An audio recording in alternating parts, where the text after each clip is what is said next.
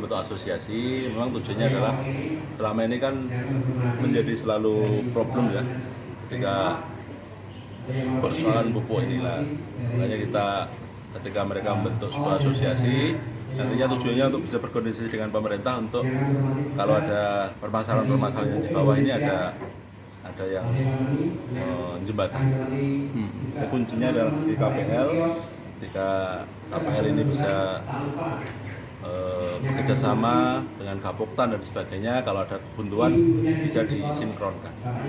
Jadi tanggal 10 itu akan ada panen Pak Presiden, salah satunya adalah agendanya untuk panen raya, tapi pusatnya di Ngawi katanya. Tapi di seluruh titik kita memang diminta untuk penyerapan gabah ini. Jadi, salah satunya adalah nanti dengan Bulog untuk koordinasi terkait dengan persoalan gabah.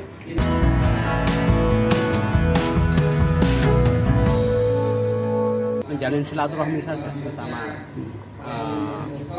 sesama kios dan ini tidak terbatas pada kios subsidi ya, yang tidak subsidi pun boleh untuk bergabung. Jumlahnya ada berapa ini?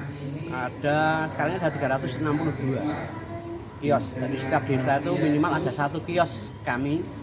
Jadi kita bisa mengenal antar kios pojok Madura Barat sampai pojok Timur, bisa kita mengenal, bisa silaturahmi, bisa saling memberikan informasi mungkin produk-produk yang bisa dijual sama kios apa gitu.